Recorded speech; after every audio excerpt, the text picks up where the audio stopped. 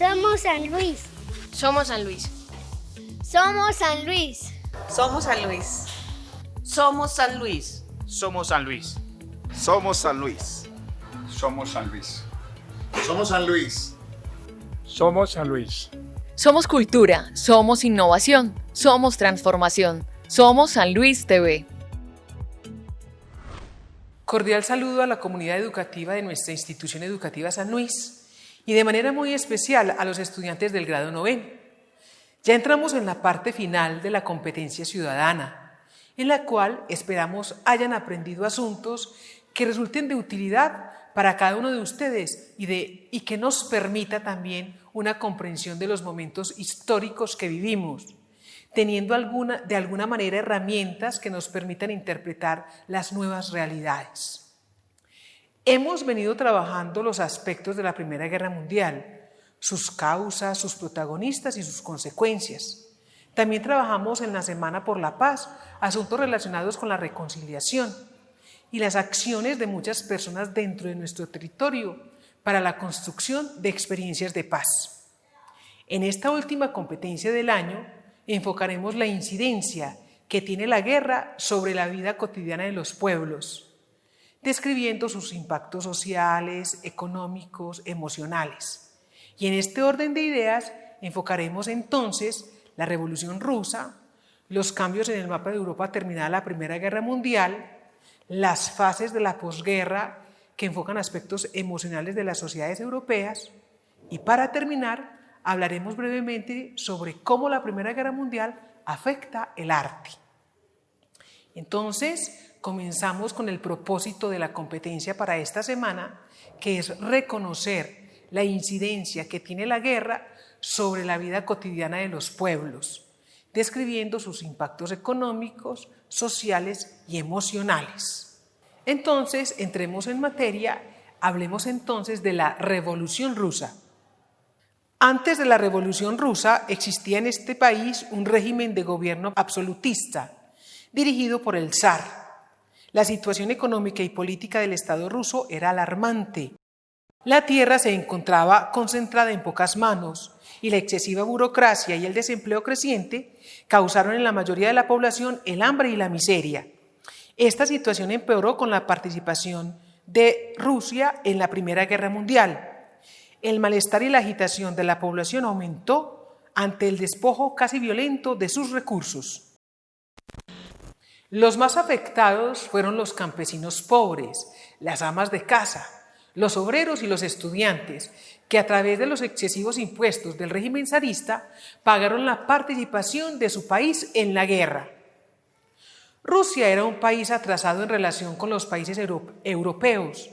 Su proceso industrial comenzó tarde, casi a finales del siglo XIX, cuando capitalistas franceses e ingleses invirtieron grandes sumas de dinero en la construcción de industrias alimenticias, petroquímicas, mecánicas, etc. Ahora vamos a hablar del periodo revolucionario y posrevolucionario. En el año 1917 se lleva a cabo en Rusia dos revoluciones, una en febrero y otra en el mes de octubre. En la Revolución de Febrero, el gobierno zarista de Nicolás II es derrocado ante las continuas protestas de la población por la participación de Rusia en la contienda bélica de la Primera Guerra Mundial. Su puesto es ocupado provisionalmente por Kerensky, quien, convertido en un hábil oportunista y aliado con políticas liberales, convierte en su gobierno en una dictadura.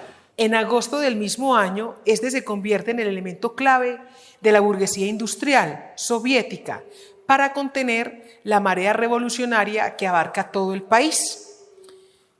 Es bueno que reconozcamos el último zar de Rusia, que es Nicolás II, que viene de la dinastía Romanov. Era una dinastía rusa establecida en Moscú desde el siglo XVII, que accedió al trono en 1613 con la coronación de Miguel I, hijo del patriarca Filatero, y que rigió el país hasta que la Revolución de febrero de 1917 obligó al zar Nicolás II a abdicar. En octubre, es decir, en la Revolución de Octubre, es derrotado definitivamente Kerensky por el partido bolchevique, que se toma el poder e inicia la instauración de un nuevo modelo de Estado. El apoyo lo recibe principalmente de obreros y campesinos, que después de la contienda final se organizan en soviets, que son organizaciones de obreros de fábricas y del ejército, donde los bolcheviques concentran su poder. Finalizado ese año, se firma la paz con Alemania, con el Tratado Brest-Litovsk, es decir, Lenin y los bolcheviques temían que Alemania ganara la Primera Guerra Mundial y tuvieran problemas fronterizos o territoriales con Alemania. Entonces firman el Tratado de Brest-Litovsk. Por medio del mismo se obliga a Rusia a abandonar parte de Polonia, Curlandia, Livonia y Estonia y evacuar Finlandia y Ucrania. Además, se obligaba a pagar una indemnización a Alemania por el valor de 6 millones de marcos. El objetivo de Lenin, líder principal de la Revolución Rusa, era consolidar mediante dicho tratado y cuanto antes el nuevo poder revolucionario, evitando un posible ataque de los alemanes al nuevo régimen. Pero una vez vencida Alemania y forzada a firmar el Tratado de Versalles, el Tratado de Brest-Litovsk fue invalidado. Rusia no firmó el acuerdo y concluyó el tratado bilateral. Desaparecido el gobierno provisional de Kerensky y triunfante la revolución, se convoca una asamblea constituyente para redactar la constitución que debería regir y regular las relaciones en el nuevo Estado. Lenin redacta el preámbulo consolidando el principio fundamental de la revolución, inspirado por las ideas de Carlos Marx y Federico Engels. Rusia será una república de obreros, campesinos y soldados, y en el centro como en las provincias, el poder estará en manos de los soviets. La República Soviética se constituye sobre la base de la Unión de Naciones Libres, formando una federación de repúblicas soviéticas nacionales, la URSS. Es entonces la Unión de Repúblicas Socialistas Soviéticas. El propósito de cada régimen fue suprimir toda explotación del hombre, abolir la división de la sociedad en clases, establecer una organización socialista de la sociedad y apoyar el socialismo en todos los países del mundo. Con respecto a lo anterior, la Asamblea Constituyente declaró: la propiedad del suelo queda abolida, toda tierra trabajada pertenece al que la trabaja, es decir, al pueblo trabajador. Se establece la ley soviética sobre el control obrero de las empresas y sobre el establecimiento de un Consejo Superior de Economía Nacional. Se firma la ley que pone los bancos en manos del Estado obrero y campesino. Y otras cosas más declara esta nueva constitución de la Unión Soviética. Después de 1917, el Estado soviético colectivizó la tierra. Para 1936, 65 millones de campesinos poseían 500.000 de granjas estatales. Otro de los grandes logros fue la electrificación total del país. Se decretó la educación pública, gratuita y obligatoria. Se prohibió cualquier culto religioso y su enseñanza en centros educativos. El marxismo se convirtió en ideología oficial y aparece el socialismo en total oposición al capitalismo. Ahora veremos un video que nos ilustra la Revolución Rusa. ¿Por qué en Rusia? A principios de 1917, Rusia es un imperio, pero al mismo tiempo un país rural, económicamente atrasado respecto al resto de Europa. El zar Nicolás II, último heredero de la dinastía Romanov, es un autócrata, o sea, concentra en sus manos todos los poderes. La población se divide en dos clases sociales, la nobleza feudal y el resto del pueblo. De hecho, 4 de cada 5 rusos son campesinos y obreros, y las desigualdades son enormes.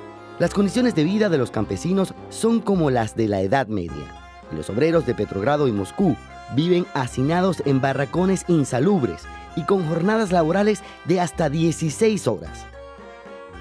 Ante esta situación, Nicolás II se niega a conceder reformas y periódicamente explotan nuevas revueltas que las tropas del zar reprimen de forma violenta.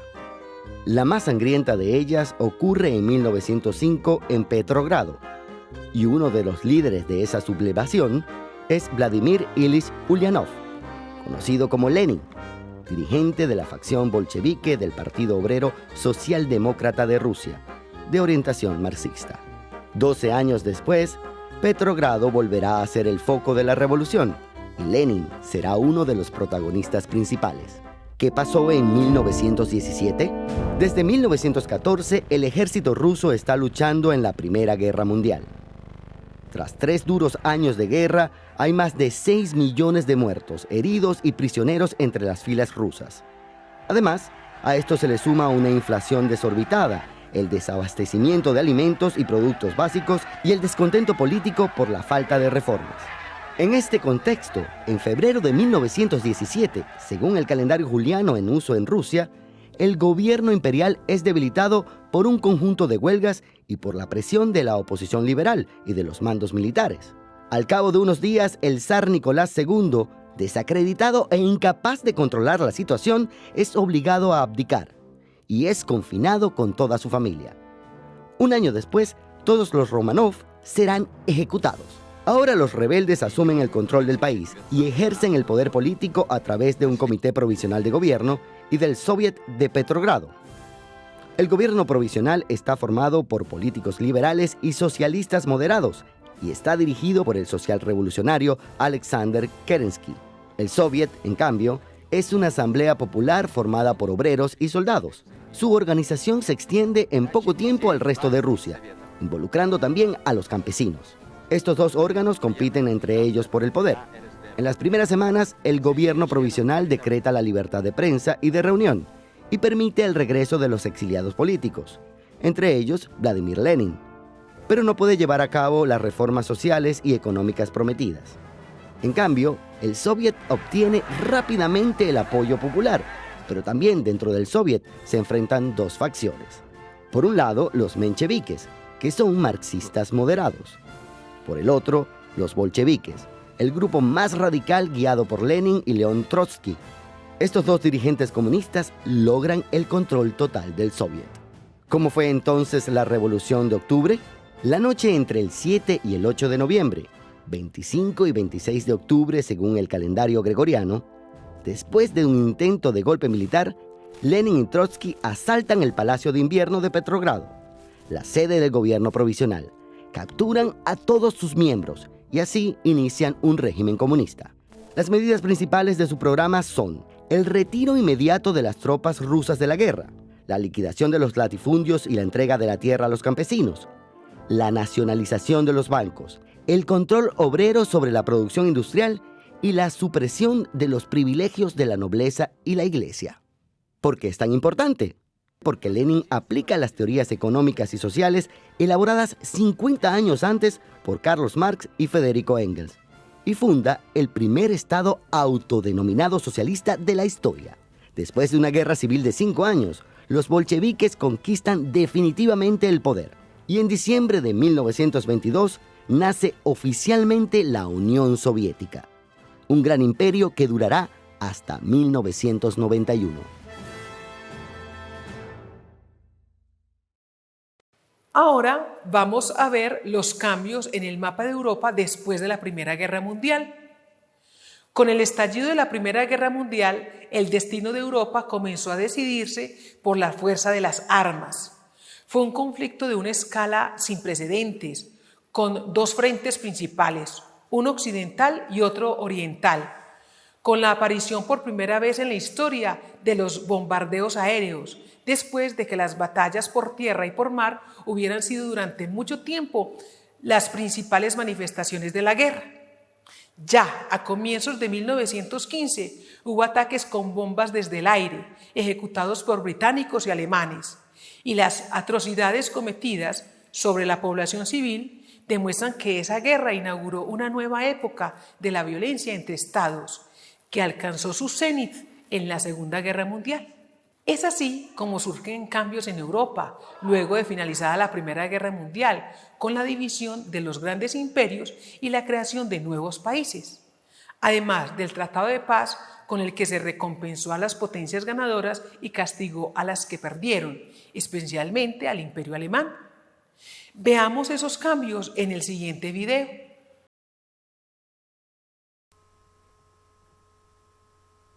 el nuevo mapa europeo tras la Gran Guerra. Tras finalizar la Primera Guerra Mundial, los países vencedores, Francia, Gran Bretaña y Estados Unidos, firmaron con los países vencidos una serie de tratados que incluyeron cláusulas territoriales que vinieron a configurar un nuevo mapa europeo totalmente diferente al del comienzo de la guerra. La paz, tras 5 años de conflicto, permitió, entre otras cuestiones, el surgimiento de nuevas naciones y la desaparición de los antiguos imperios centrales, el alemán y el austrohúngaro, y el otrora poderoso Imperio Otomano. Por el Tratado de Versalles, Alemania vio reducida drásticamente su territorio. Además de perder sus posesiones coloniales, se vio obligada a devolver Alsacia y Lorena a Francia. Los territorios de Eupen y Malmedy pasaron a Bélgica, mientras que Holstein y Schleswig fueron entregados a Dinamarca. Por otra parte, la entrega a Polonia de la región de Poznań y el denominado Corredor del Danzig, con el fin de darle a este país una salida al mar, provocó la fragmentación de Alemania, quedando Prusia Oriental separada del resto del país. Los tratados de Saint-Germain y Trianon provocaron la desmembración del Imperio Austrohúngaro, surgiendo 4 estados: Austria, Hungría, Checoslovaquia y Yugoslavia. Tanto Austria como Hungría perdieron buena parte de sus territorios en favor de Yugoslavia, Italia, Checoslovaquia y Rumanía. Ambos quedaron configurados como pequeños países sin salida al mar. Además, las cláusulas prohibieron tajantemente a Austria la hipotética posibilidad de unirse a Alemania. Por lo que respecta al Imperio Otomano, quedó reducido exclusivamente a Turquía. En la zona surgieron nuevos estados como Irak o Siria, que quedaron bajo mandato inglés y francés respectivamente. Además, conviene recordar que en el transcurso de la guerra había ocurrido la retirada de Rusia del conflicto. La firma del Tratado de Brest-Litovsk entre rusos y alemanes permitió en última instancia el surgimiento de nuevos estados como Polonia, Finlandia, Estonia, Letonia y Lituania. De este modo, tras finalizar la Gran Guerra, Europa quedó configurada de manera totalmente diferente. Los grandes imperios habían desaparecido y habían sido sustituidos por un conglomerado de nuevos estados creados en ocasiones artificialmente. Esta nueva articulación terminará provocando graves resentimientos en los países vencidos, principalmente Alemania, totalmente en desacuerdo con la nueva configuración territorial. Este sentimiento alentará las posiciones revanchistas y los deseos de venganza, convirtiéndose en una de las causas principales que llevaron a los países a una nueva contienda 20 años después, la Segunda Guerra Mundial. Después de observar estos cambios dados dentro del territorio europeo, es conveniente tener una idea clara del periodo entre guerras, comprendido entre 1919 y 1930, el cual podemos dividir en 3 fases. La primera abarca desde 1919 hasta 1924 y se caracteriza por ser un periodo de recuperación y reparación de daños. La segunda comprende los siguientes 5 años prósperos y optimistas en los que todo parecía ir bien. Y por último, la fase del colapso que se inicia en 1929 y comprende la crisis económica del 29 o crash y la crisis política. La primera fase comprende desde 1919 a 1924. A grandes rasgos, hasta más o menos 1924, fueron los países industrializados no europeos los más beneficiados a causa de la guerra. En Europa aumentó la población obrera, sobre todo en metalurgia, y aunque se incrementaron los salarios, tenía que gastar la mitad o más en alimentación, mientras vivían en condiciones insalubres extremas. A medida que disminuía en Europa la producción agrícola, los Estados Unidos se colocaban a la cabeza de las exportaciones como principal acreedor de las demás naciones. Asimismo, Japón e India se fortalecieron económicamente al abastecer con ropa, calzado, equipos, armas, etc., a los diferentes frentes de la guerra. En conclusión, la Primera Guerra Mundial resultó ser un intento de las potencias industrializadas por repartirse el mundo. Contribuyó a impulsar movimientos de liberación nacional en las colonias, África y Asia principalmente. Propició la Revolución Rusa, lo que le diera paso a la construcción de una futura superpotencia. Abrió el paso a cambiar el centro económico e industrial a Estados Unidos. La guerra sumió a Europa en una crisis económica, política y social que hace que este periodo de la posguerra esté caracterizado por una recuperación industrial con amplio costo social. Ante la crisis, la clase obrera respondió con huelgas y paros para evitar que recayera completamente sobre sus hombros. Trató de organizarse en movimientos internacionales, sin embargo, también se organizaron movimientos totalitaristas como fascistas y nazis, que lograron su esplendor en la Segunda Guerra Mundial. Algunos de los logros de los huelguistas fueron mejoras salariales que contrarrestaron la inflación y equilibraron las condiciones entre los asalariados urbanos y del campo y los pequeños funcionarios. Segunda fase, el horror de la posguerra. Si hay algo que se parezca a la guerra en cuanto a lo deprimente y desastroso, es el periodo de la posguerra. Hay heridas de la guerra que sanan con un tratado entre gobiernos, pero hay otras heridas que tardan más en sanar. En Europa, por ejemplo, la reconstrucción habría de abarcar espacios muy profundos del mundo cotidiano. No solo había que reconstruir edificios de las ciudades que yacían desparramados sin consuelo, sino que también había que reconstruir algo más complejo, más invisible y más trascendental. Había que reconstruir la manera de ver el mundo, la forma de pensar y de ser humanos en el planeta. Los ideales sobre los cuales se había construido la sociedad europea estaban siendo duramente cuestionados. Era inexplicable cómo Francia, la abanderada de la revolución de la igualdad, la fraternidad y la libertad, hubiera lanzado a la muerte a tanta gente en una guerra por el dominio y el saqueo de otros pueblos, de otras culturas. Alemania, con su supuesta raza superior, había sido inferior en el negocio de la guerra. Inglaterra veía cómo el centro del poder económico atravesaba el Atlántico, más rápido que la poderosa flota británica. El centro de poder económico se paseaba por Nueva York. Londres pasó a ser deudor de uno de sus deudores, teniéndole que ceder los mercados de América Latina. La reconstrucción de la forma de ver el mundo llevó a que emergieran saberes que reemplazarían a otros, que por llevar cientos de años siendo válidos habían sido considerados como verdades absolutas. En el campo literario y de artes plásticas, la situación es igualmente transformadora y es manifestación del desgarramiento de las heridas de la guerra. En el teatro la existencia humana es una tragedia. En la literatura dice, por ejemplo, Papini, comillas, el hombre después de haber huido de Dios huye de sí mismo, hacia las ilusiones y los artificios que le esconde durante algunos minutos su propia indigencia. Y terminamos este periodo entre guerras con la tercera fase, que es la crisis mundial de 1929. Se han formulado numerosas teorías que explican las causas de la crisis de 1929.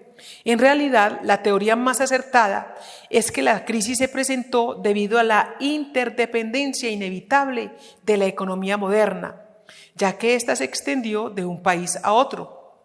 Las fábricas se vieron obligadas a cerrar puertas y grandes cantidades de materias primas, tales como el algodón, azúcar, café, se quedaron sin procesar. Los gobiernos de todos los países limitaron sus importaciones y las cifras del intercambio económico mundial descendieron en un 60%. Se cerraron los créditos y los Estados Unidos tuvieron imperiosas necesidades para subsistir económicamente.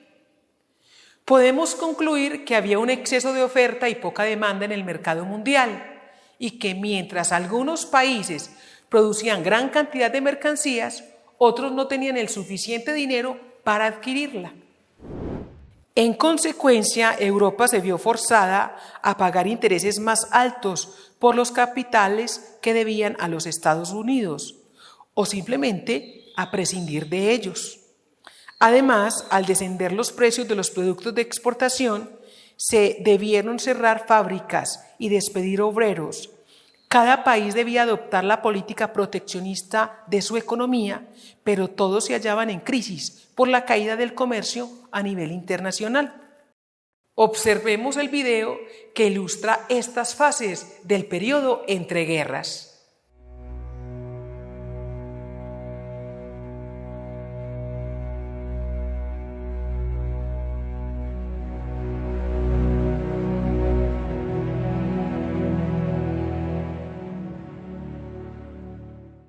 Se conoce como periodo de entreguerra a los años que transcurren entre el final de la Primera Guerra Mundial, 1918, y el inicio de la Segunda, 1939. Los años que siguieron a la Primera Guerra Mundial fueron sin duda un momento de euforia, optimismo y alegría en Estados Unidos y en algunos países de Europa, y por ello se conocen como los felices años 20. La economía crecía, el empleo aumentaba y las clases obreras mejoraban su nivel de vida. Con la derrota de Alemania y la creación de la Sociedad de Naciones, se pensó que no volvería a repetirse una confrontación mundial a gran escala. Sin embargo, los alemanes, derrotados en la guerra, estaban en crisis y humillados. Los italianos y japoneses, vencedores, estaban insatisfechos porque esperaban más, y los rusos aspiraban a extender el comunismo por todo el mundo. Los Estados Unidos se colocaron a la cabeza del mundo en los avances técnicos y sus empresas y bancos financiaban la reconstrucción de Europa tras la guerra. Los empresarios obtenían enormes beneficios y los trabajadores ganaban mejores salarios. Incluso se llegó a pensar que ambos eran compatibles.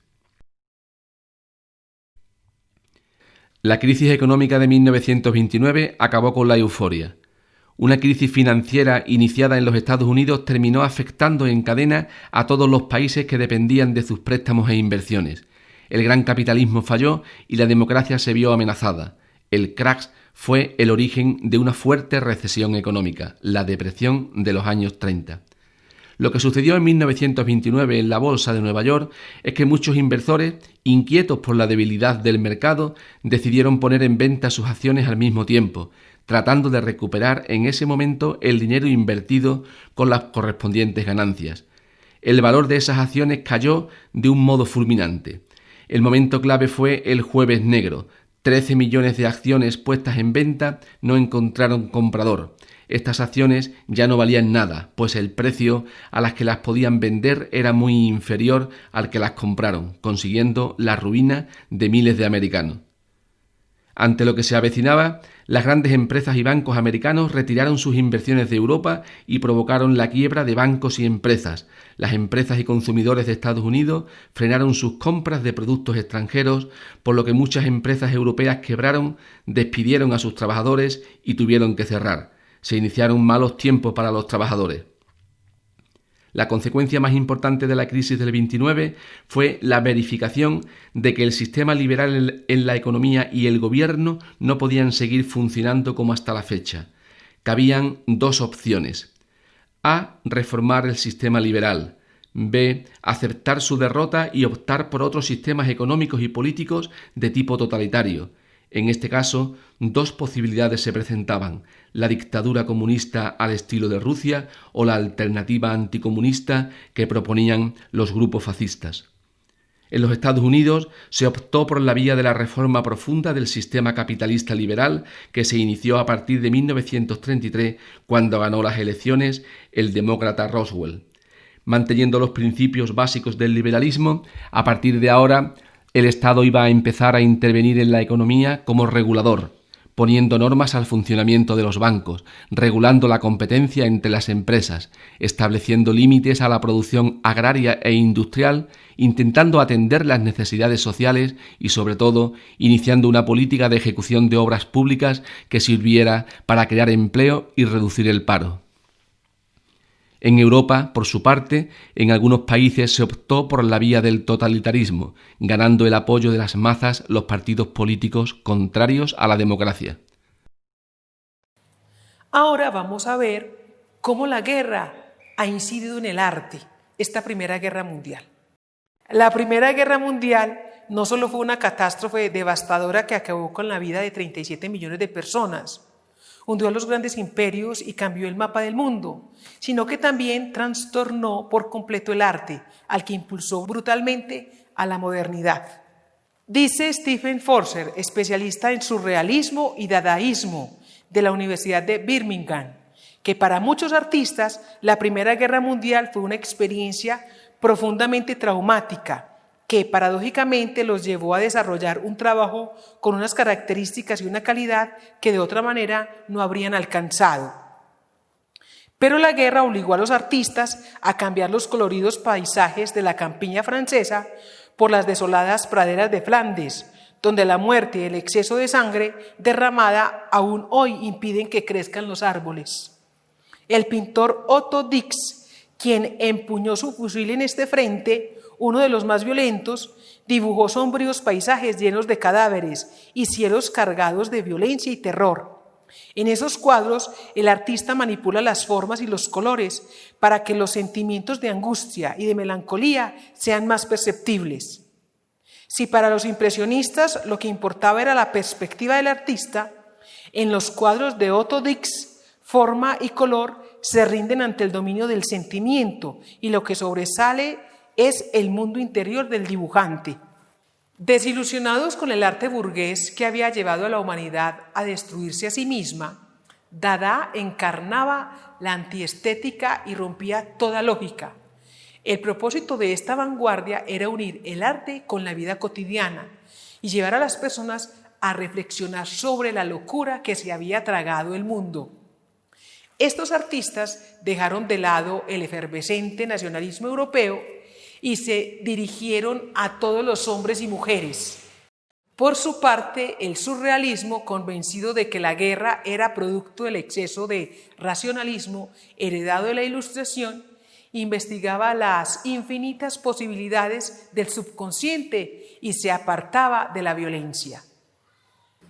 Tengamos presente entonces, después de reconocer a través del arte que la guerra es un sinsentido de la humanidad, no deja nada bueno, y que, como dice Albert Camus, hay causas por las que vale la pena morir, pero no por las que merece la pena matar. Para terminar, tengamos en cuenta la bitácora de esta semana.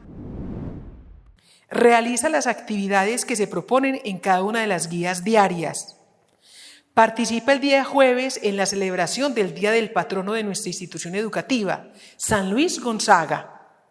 Participa este día jueves también en el programa La Tertulia, a partir de las 3 p.m., donde tendremos un especial institucional.